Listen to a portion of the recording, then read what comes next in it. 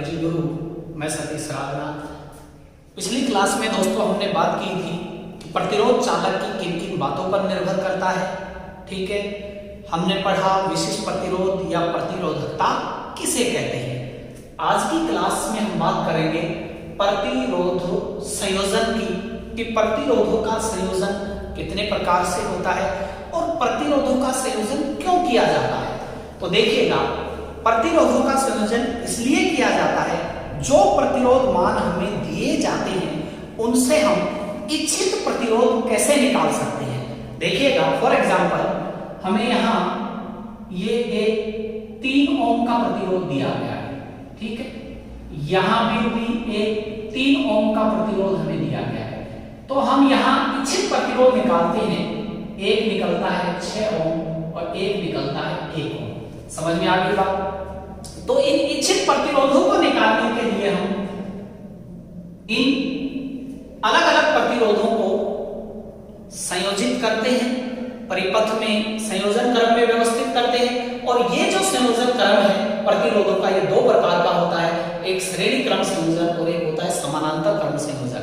देखिएगा, इच्छित प्रतिरोध इनसे कैसे निकाला। अगर श्रेणी क्रम संयोजन की बात करेंगे तो हम दोनों प्रतिरोधों को जोड़ेंगे तो मान आ जाएगा 6 ओम। अगर हम समानांतर क्रम में जोड़ेंगे तो मान आ जाएगा 3/3 बराबर 1 ओम। तो कहने का मतलब यही है कि दिए गए प्रतिरोधों से इच्छित प्रतिरोध जानने के लिए प्रतिरोधों को संयोजित किया जाता है। और संयोजन का जो क्रम है वो 2 प्रकार का है, एक श्रेणी क्रम संयोजन और दूसरा है समानांतर क्रम संयोजन। ठीक है, तो सबसे पहले हम पढ़ेंगे श्रेणी क्रम संयोजन, जिसका परिपथ चित्र हमने पहले यहां बना रखा है। देखिएगा, श्रेणी क्रम संयोजन होता क्या है, इसके बारे में हम जाने। हम श्रेणी क्रम संयोजन, श्रेणी क्रम संयोजन, तो सबसे पहले इसकी डेफिनेशन देखते हैं कि श्रेणी क्रम संयोजन क्या होता है। देखिएगा, तो इसकी डेफिनेशन लिख देते हैं एक बार। दिए गए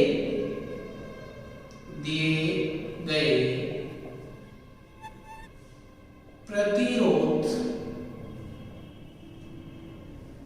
के दूसरे सिरे को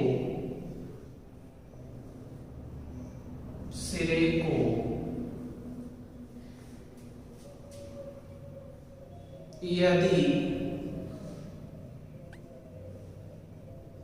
अगले प्रतिरोध के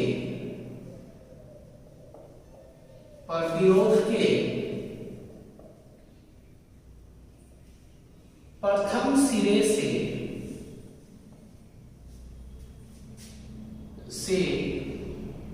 जोड़ दें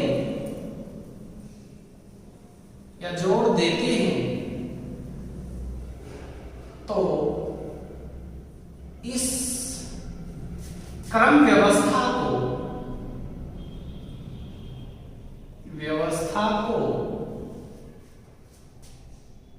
को श्रेणी क्रम संयोजन कहते हैं।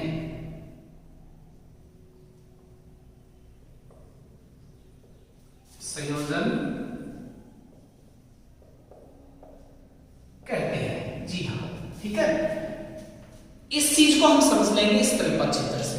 ये जो परिपथ चित्र हमने श्रेणी क्रम संयोजन का यहां बनाया है, इस परिपथ में हमने एक R1 प्रतिरोध लिया, एक R2 प्रतिरोध लिया, एक R3 प्रतिरोध लिया और तीनों को एक ही क्रम में जोड़ दिया, एक के बाद एक। लेकिन जोड़ने का जो क्रम है वो क्या है, दिए गए प्रतिरोध के दूसरे सिरे को, यानी ये जो R1 है इसका पहला सिरा तो ये, इसका दूसरा सिरा ये है, तो इसके दूसरे सिरे को अगला जो प्रतिरोध है R2, इसके कौन से सिरे से जोड़ दिया, पहले सिरे से। कौन से सिरे से जोड़ दिया, पहले सिरे से। इसी प्रकार से R2 के दूसरे सिरे को R3 के पहले से, ऐसे ही जो भी इस क्रम में आते चले जाएंगे उनको इसी प्रकार से जोड़ते चले जाएंगे। ये जो क्रम व्यवस्था है ये कहलाती है श्रेणी क्रम संयोजन व्यवस्था। समझ में आ गई दोस्तों बात। ठीक है, अब देखिएगा, ये जो श्रेणी क्रम संयोजन है इसमें हम R1, R2 और R3 जो प्रतिरोध को जोड़ रहे हैं, ये कुंजी लगाई हमने। ठीक है, और ये V वोल्ट की एक बैटरी से हमने जोड़ दिया इसको। जब हमने धारा प्रवाहित की, ऑन किया स्विच को, तो धारा का प्रवाह हो गया प्लस से माइनस की ओर, ठीक है। तो धारा का मार्ग यहाँ तीनों प्रतिरोधों के लिए एक ही है, R1 के लिए भी, R2 के लिए भी, R3 के लिए भी। तो धारा यहाँ क्या बनी रहेगी, नियत बनी रहेगी। लेकिन विभवांतर का मान R1 के लिए V1, R2 के लिए V2, R3 के लिए V3 है, यानी प्रत्येक प्रतिरोध के सिरों के बीच उत्पन्न विभवांतर का मान अलग अलग है, V1, V2, V3। दो बातें आप अच्छी तरह से नोट कर लीजिएगा, यहाँ बहुत इंपॉर्टेंट है आपके लिए। पहली बात है, मार्ग या रास्ता बदलने पर, मार्ग बदलने पर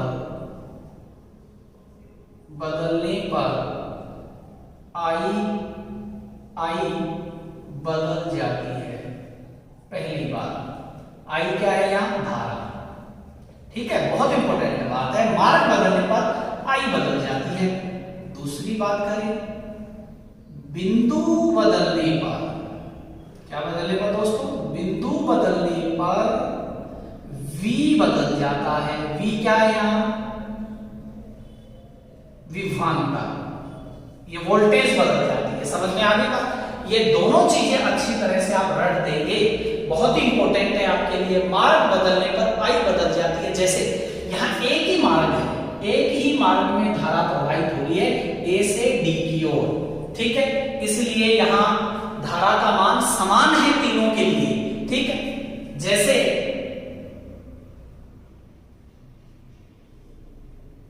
ये धारा आई है, ठीक है, अब यहां तीन मार्ग हो गए, एक ही, इसके लिए धारा होगी I1, इसके लिए हो जाएगी I2, इसके लिए हो जाएगा I3। तो मार्ग को बदलेंगे तो धारा भी क्या होगी, बदल गई। समझ में आ गई? ठीक है, यही बात समझाई है मैंने आपको। दूसरी बात है, बिंदु बदलने पर वोल्टेज बदल जाता है, यानी विभवांतर बदल जाता है, बिल्कुल बदल जाता है। देखिएगा आपके सामने बिंदु A और B के बीच विभवांतर कितना आ रहा है, V1। B और C के बीच कितना आ रहा है, V2। C और D के बीच कितना आ रहा है, V3। तो बदल रहा है ना बिंदु बदलने पर। समझ में आ गई? दोनों बातों को अच्छी तरह से समझ लीजिएगा। आगे देखिएगा, अब हम नेक्स्ट पॉइंट पे आते हैं, और नेक्स्ट पॉइंट है ओम के नियमानुसार, ओम के नियमानुसार हम जानते हैं, क्या जानते हैं साहब, हमने निकाला है पहले वाली क्लास में, V बराबर होता है IR, ये जानते हैं। ओम के नियमानुसार बोलो, जानते हैं नहीं जानते? V बराबर होता है IR। अब देखिएगा, अब हम प्रतिरोध R1 के सिरों के बीच उत्पन्न विभवांतर V1 निकालना चाहें तो क्या निकलेगा वो? ओम के नियमानुसार V1 बराबर हो जाएगा IR1, क्योंकि I का मान सबके लिए नियत है। समझ में आ गई बात? ठीक है, उससे पहले एक बात और बता देता हूं आपको। हमने एक परिपथ और बनाया हुआ है साइड में, यहां यह है तुल्य परिपथ। क्या है? इसके तुल्य परिपथ है। क्यों? सपोज दैट हमने क्या किया कि जो ये तीनों जो प्रतिरोध है R1, R2, R3, इनके बराबर एक ही मान लिया। समझ में आ गई बात? हम इसको ऐसे समझ लें कि 5 मजदूर मिलकर के एक काम को 3 घंटे में करते हैं। अब एक मजदूर है, वो भी उसी काम को 3 घंटे में कर रहा है, यानी कि उन 5 के बराबर अकेला काम कर रहा है। समझ में आ गई बात? सेम इसी सिचुएशन में हम क्या करते हैं, इन तीनों के बराबर एक अकेला प्रतिरोध मान लिया, जिसे तुल्य नाम दे दिया, R तुल्य। ठीक है, A से और D के बीच धारा इनके लिए नियत है, इसके लिए, तो इसके लिए वोल्टेज भी अकेला ही खा रहा है, तुल्य है, ये वोल्टेज भी अकेला ही खा रहा है। समझ में आ गई बात? ठीक है, तो ये तुल्य परिपथ है, श्रेणी क्रम का तुल्य परिपथ। ठीक है, ये श्रेणी क्रम संयोजन है। कौन सा है? श्रेणी क्रम संयोजन परिपथ।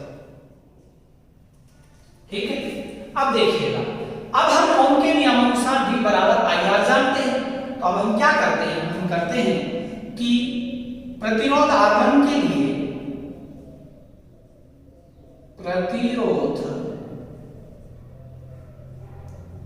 R1 के लिए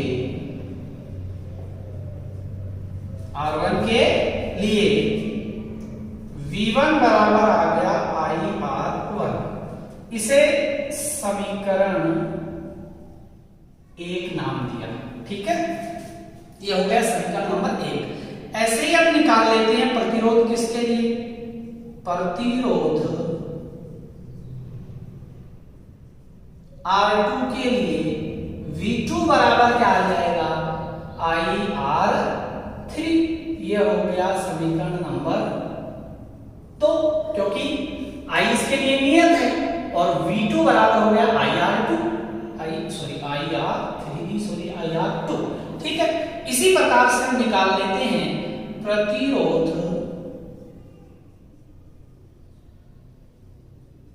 R3 के लिए V3 बराबर क्या आ जाएगा, IR3।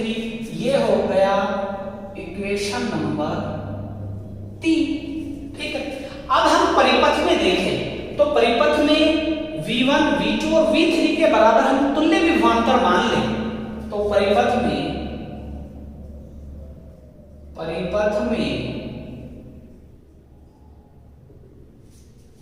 तुल्य विभवांतर V बराबर हम क्या देख रहे हैं, V1, V2, V3। यही होता है ना भाई, यही होता है कि नहीं, बिल्कुल यही होता है।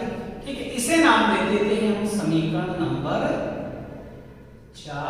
क्या नाम दे देते हैं, समीकरण नंबर 4। अब हम क्या करते हैं, नेक्स्ट पॉइंट में जो समीकरण 1, 2, 3 के मान है वो समीकरण 4 में रख देते हैं। तो समीकरण 1, 2 व 3 का मान समीकरण 4 में रखने पर तो रख दीजिए क्या आया। ठीक है, देखते हैं इनका मान रखते हैं तो क्या आएगा। तो हमें पता है, अब मैं उसको मिटा देता हूं। ठीक है, समझने के लिए इजी वे में इसको मिटा देते हैं यहां से, देखिएगा फटाफट। तो समीकरण 1, 2 और 3 का मान किसमें रख रहे हैं, समीकरण 4 में। और समीकरण 4 क्या है हमारा, V बराबर V1 plus V2 plus V3।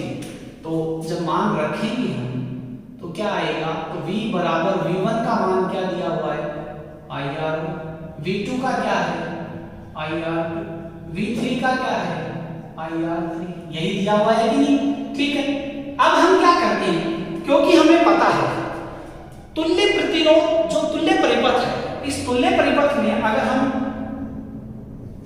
V निकालें तो क्या आएगा, क्योंकि यहां देख लीजिए, क्योंकि तुल्य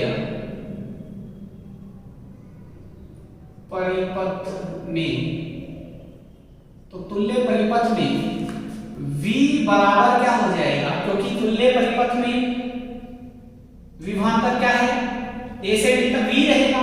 तो V बराबर है I, नियत रहेगी I। प्रतिरोध क्या दिया है हमने, तुल्य, R तुल्य। तो ये हो गया V बराबर IR तुल्य। ये किसका निकाला है, तुल्य परिपथ से निकाला है। अब हमें पता है, क्योंकि यहां हम रख देंगे, इसलिए अब V के बराबर क्या रख दें, IR तुल्य रख सकते हैं। IR तुल्य अभी निकाला ही हमने, ये V के बराबर रख दिया ये यहां। ठीक है, बराबर क्या निकला, IR1 plus IR2 plus IR3। अब क्या करते हैं, नेक्स्ट स्टेप में I को ले लेते हैं कॉमन। क्या ले लेते हैं, कॉमन। कॉमन लेंगे तो बीच में क्या रहेगा, R1 plus R2 plus R3। कोई प्रॉब्लम, I से I क्या हो जाएगा, कैंसिल। तो आगे क्या निकल कर आ गया, R तुल्य बराबर निकलता है, R तुल्य बराबर है R1 plus R2 plus R3। समझ में आ गई बात, यही तो निकालना है हमें श्रेणी क्रम संयोजन। तो श्रेणी क्रम संयोजन में क्या सिद्ध होता है कि श्रेणी क्रम संयोजन में अलग अलग प्रतिरोधों के मान का योग तुल्य प्रतिरोध के क्या होता है, बराबर होता है। समझ में आ गई बात। यहां अगर n प्रतिरोध लगा दिए जाए, बहुत सारे n प्रतिरोध जोड़े जाए तो n प्रतिरोध के लिए R तुल्य क्या हो जाएगा, तो n प्रतिरोध के लिए R तुल्य हो जाएगा, R तुल्य हो गया R1 plus R2 plus R3 plus जुड़ते चले जाएंगे कितने भी हो Rn। समझ में आ गई बात। तो ये किसके लिए आ गया, n प्रतिरोधों के लिए, कि कितने ही जोड़ देना। समझ में आई नहीं आई बात, ठीक है। तो n प्रतिरोध हो गया R तुल्य R1 plus R2 plus R3 dash dash Rn, ठीक है। तो फिर समझ लीजिएगा कि श्रेणी क्रम संयोजन में तुल्य प्रतिरोध का मान उस संयोजन में जुड़े अलग अलग प्रतिरोधों के योग के क्या हो जाएगा, बराबर हो जाएगा। समझ में आ गई बात, ठीक है। ये हमने निकाल लिया था। अब इससे मैं आपको दो बातें बताऊंगा जो इंपॉर्टेंट है। समझ में आ गई बात, उनको नोट कर लीजिएगा, ठीक है। तो यहां तक मिटा लेता हूं मैं, ठीक है, ये मिटा देता हूं।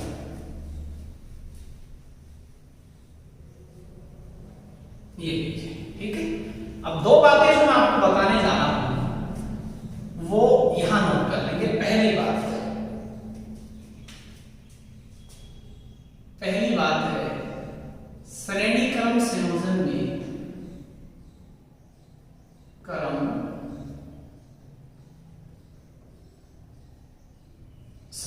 में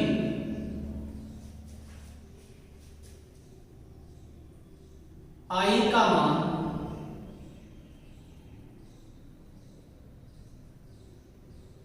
नियत तथा V का मान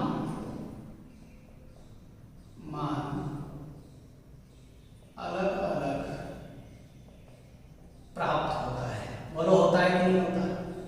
अरे I तो तीनों के लिए समान है, R1 के लिए भी, R2 के लिए भी, R3 के लिए भी, लेकिन विभवांतर अलग अलग है। दूसरी बात जो इंपोर्टेंट है, श्रेणी क्रम संयोजन में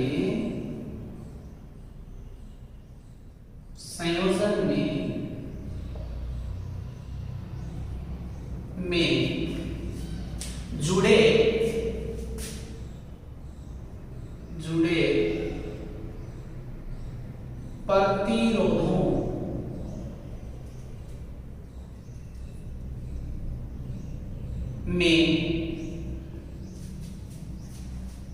प्रतिरोधों में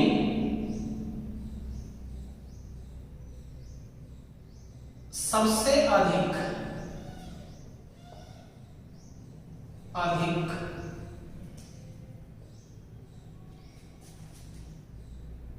मान वाले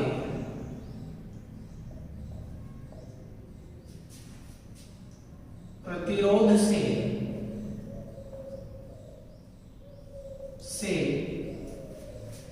तुल्य प्रतिरोध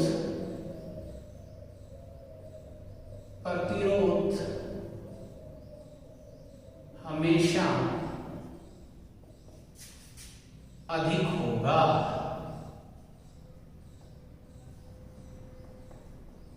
को समझ में आया आपको? ये क्या लिख लिया मैंने कि श्रेणी क्रम संयोजन में जुड़े प्रतिरोधों में सबसे अधिक मान वाले प्रतिरोध से तुल्य प्रतिरोध हमेशा अधिक होगा। क्या मतलब है इसका? इसका सीधा सा मतलब ये है कि मान लीजिए हमने तीन प्रतिरोध लिए। फॉर एग्जांपल यहां बता देता हूं, हमने R1 लिया, इसका मान मैंने मान लिया 1 ओम। फिर हमने क्या लिया R2, इसका मान लिया कितना 2। फिर क्या लिया R3, इसका मान लिया कितना 3 ओम। अब देखिएगा इस लाइन का अर्थ क्या है? इसका अर्थ है कि श्रेणी क्रम संयोजन में जो प्रतिरोध जोड़े गए हैं और उनमें से जिसका मान ज्यादा है, अब इनमें से मान 3 जोड़े गए, इनमें से किसका मान ज्यादा है? R3 का ज्यादा है, 3 ओम, यही है। लेकिन जब इनका तुल्य प्रतिरोध निकालेंगे वो इस मान से भी ज्यादा आएगा। निकालो, क्योंकि तुल्य प्रतिरोध R बराबर क्या होता है, R1 R2 R3। तो R1 का मान तुल्य प्रतिरोध निकालोगे, R तुल्य निकालोगे इन तीनों को लेकर के, तो R1 1, R2 2, R3 3, कितना आ गया 6 ओम। तो ये 6 ओम जो है, जो तुल्य प्रतिरोध का मान आया है, ये अलग अलग प्रतिरोध जो जुड़े हुए हैं उनमें से भी जो सबसे ज्यादा मान वाला जो प्रतिरोध है उससे भी ज्यादा। तो इनमें सबसे ज्यादा मान वाला कौन है, 3 है, उससे भी ज्यादा कितना हो गया, 6 ओम हो गया। इस दूसरी लाइन का सीधा सा मतलब यही है। समझ में आ गई बात।